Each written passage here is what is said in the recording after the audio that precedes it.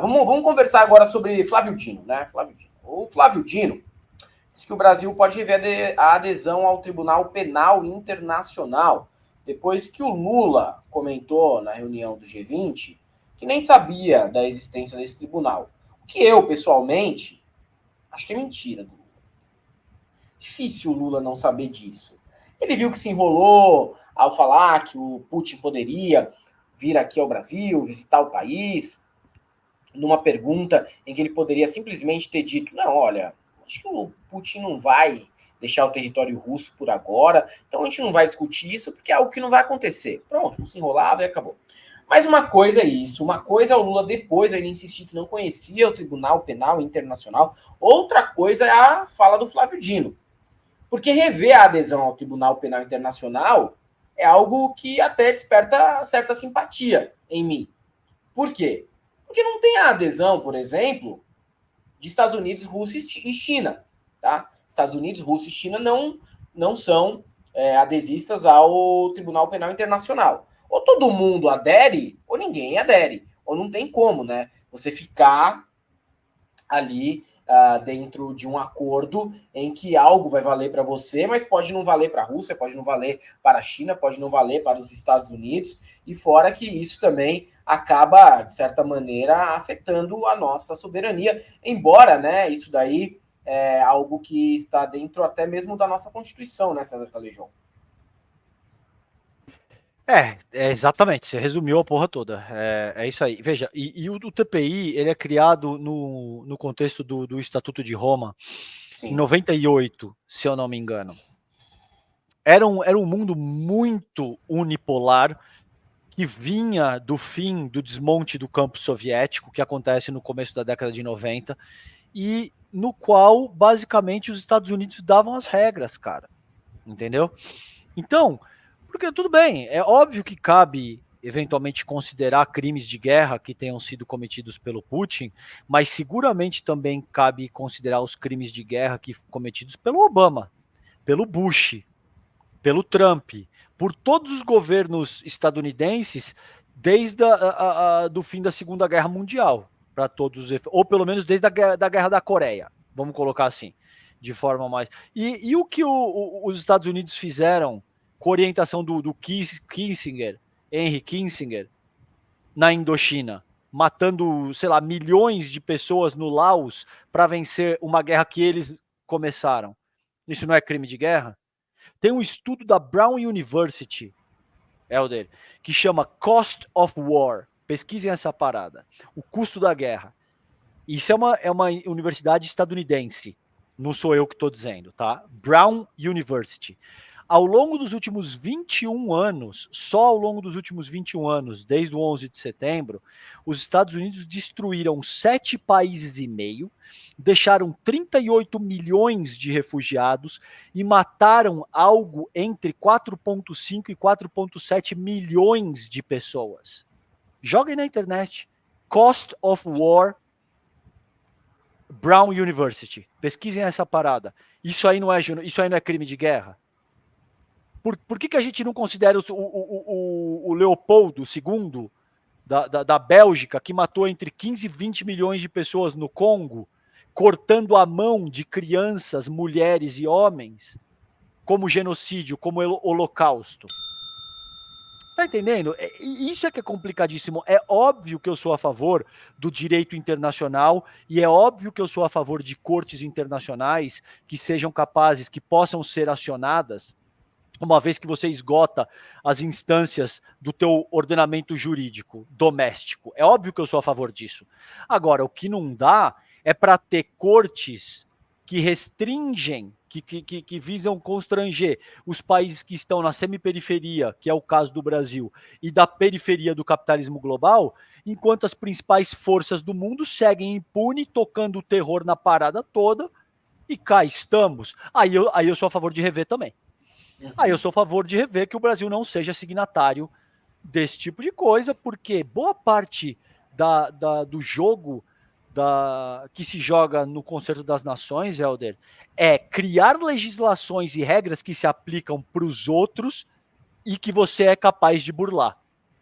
boa parte do funcionamento da sociedade Sim. internacional se dá com base nesse parâmetro elementar.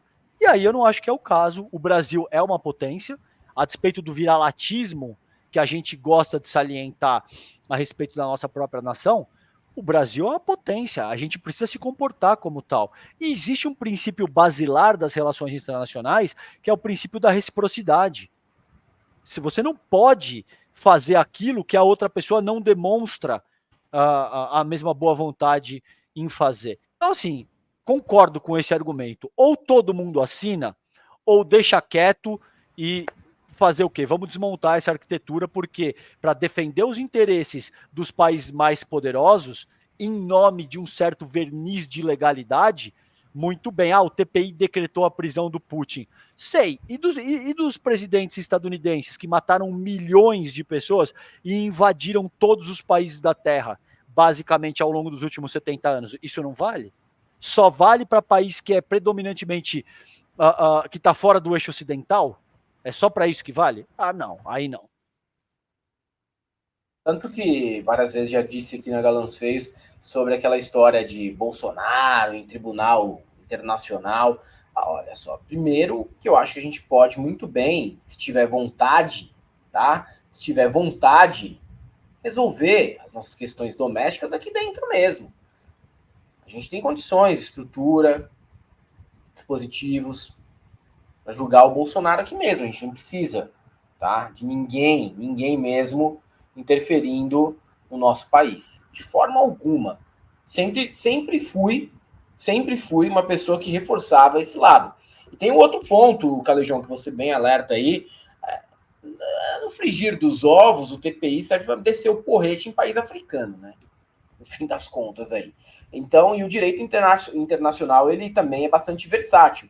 O que valia em 1998 está valendo em 2023, não pode ser revisto, não pode ser reconversado, não pode ser renegociado. Eu acredito que sim, acredito que o Lula não precisava ter se comprometido da maneira como se comprometeu. Para mim, ele mentiu, dizendo que não conhece Tribunal Penal Internacional. Acho impossível o Lula não conhecer, mas essa sugestão, para pelo menos ser conversada, ser levada em consideração, eu acho no mínimo razoável. Cara, e você tem duas grandes convenções que falam do direito internacional ou dos direitos humanitários e tal. Sabe como é que elas chamam as duas? De Genebra e de Viena. Uhum. Tá? Então isso já. Você não vê, por exemplo, uma convenção do Marrocos. Ou uma convenção do Sudão. Você está entendendo? Ou uma convenção que foi feita em algum país da Ásia. Então, o direito internacional hoje, principalmente, e eu não estou desmerecendo, é óbvio que, por exemplo, a Convenção de Genebra, o Henri Dunant, era um cara absolutamente empenhado em direito humanitário internacional, era um cara que tinha uma correlação muito forte com a Cruz Vermelha, que visa estabelecer limites para os conflitos de guerra. Tudo isso é absolutamente louvável. Então eu tenho que tomar um certo cuidado com o que eu estou dizendo aqui para não parecer que eu estou desmerecendo. Sim, mas que a história é versátil, né, cara? O que foi conversado há 20, 30, sei lá quantos anos, hoje pode ser revisto de alguma maneira. No mínimo debatido, sim. Com certeza. A Convenção de Genebra, são várias convenções, ela começa no século XIX, entendeu? Agora, eu só estou salientando isso, por exemplo, para te dar conta de como as grandes convenções, Genebra, Viena, enfim, o direito internacional está constituído ao redor de premissas que interessam os países ocidentais e que ocupam o cerne do capitalismo global, Helder.